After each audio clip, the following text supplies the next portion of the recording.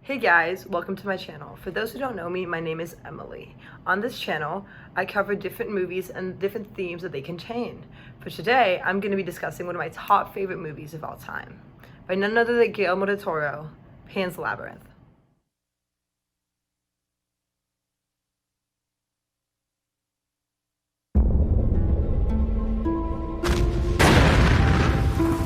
In a dark time, when hope was bleak,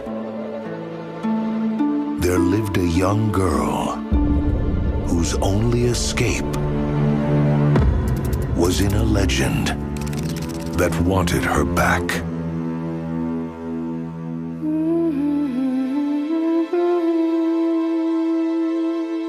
The legend speaks of the lost soul of a princess from another world who will one day be reborn.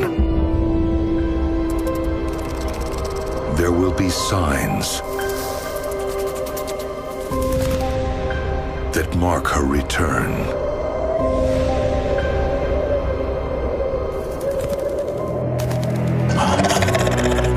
There will be secrets that reveal her destiny. There will be a journey that will make you believe.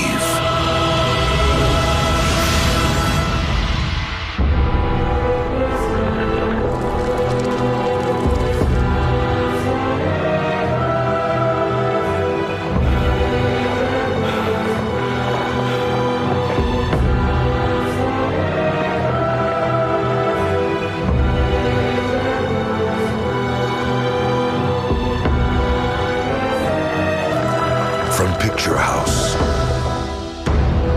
and the imagination of Guillermo del Toro.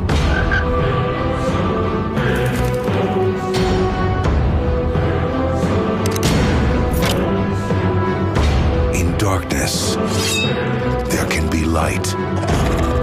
In misery, there can be beauty. In death, there can be life.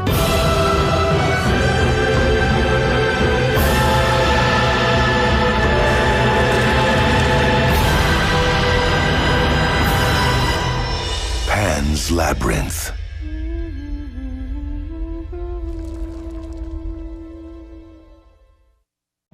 The particular theme that I will be covering is fascism, specifically the trauma it brings to a childhood. First, we need to establish an understanding of Ophelia and what she represents in the movie.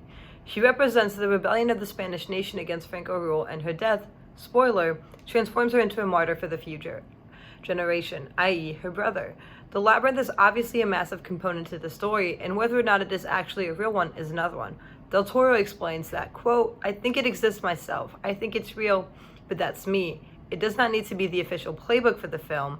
I believe that the girl does not escape to it because it is almost as uncomfortable as a place like reality. If I made it a happy singing chipmunk, bluebird singing kind of place, then yes, you could say she escapes to that, but she's actually finding a place where she can deal with the realities outside and within herself," end quote. The movie is discussing this common theme of reality versus fairy tale is something that we see in Alice in Wonderland, The Devil's Backbone by Del Toro, Narnia, and etc. It takes the theme and goes a step further by using it as a way to examine fascism and its effects on a child. More specifically, Ophelia's childhood in war-torn Spain. We as an audience see characters in the labyrinth that resemble characters from the world above in a way that is too similar for it to just be a coincidence. Let me explain. We have Vidal, a disgusting man who is Ophelia's stepfather and a general for the Spanish army, who is an incredibly cruel man. Then we have the Pale Man, a monster who quite literally eats children and is also a cruel creature. There is an argument to be made that they symbolize the same person, with Vidal being a man who is depicted as someone who is obsessed with rules and regiments, something we see in his handshake etiquette, the cleanliness of his boots, keeping time with his stopwatch. Vidal's character is one that alludes to Franco and his authoritarian rule. As the movie progresses, we see Vidal treating Ophelia worse and worse, showing the audience that, like Franco, he prefers fear and violence over compassion to get what he wants. The Pale Man is Vidal's inner monster coming to life, the fairy tale side of the story. When Ophelia first encounters him, he is sitting at a dining room table filled with food, very much how like Vidal is above. However, he is perfectly still. The second that Ophelia eats 2 grapes on the table, he rips the head off of 2 fairies that are near him. This extreme depiction of violence is one that truly emphasizes the authoritarian rule, as the pale man's need for order was seen as he bit the 2 heads off of the fairies after Ophelia ate 2 grapes. I had previously mentioned how Vidal was seen above in a different shot when Ophelia enters the room where the pale man is. If we examine these 2 scenes next to each other, we see how similar the camera angles are, the lighting, and placements are to each other. Lastly, I want to talk about how Ophelia represents those who oppose Franco-Spanish rule. Very much like those of the Spanish resistance, Ophelia was constantly challenged by facing dangerous and scary tasks to rid herself of said fascist rule. And although in the end she does die, her brother's survival leaves the movie with hope that fascism can indeed die as the new generation arrives and chooses to change it. If you like my video, please don't forget to subscribe. I drop new videos every Monday and Wednesdays. Have a nice day, guys.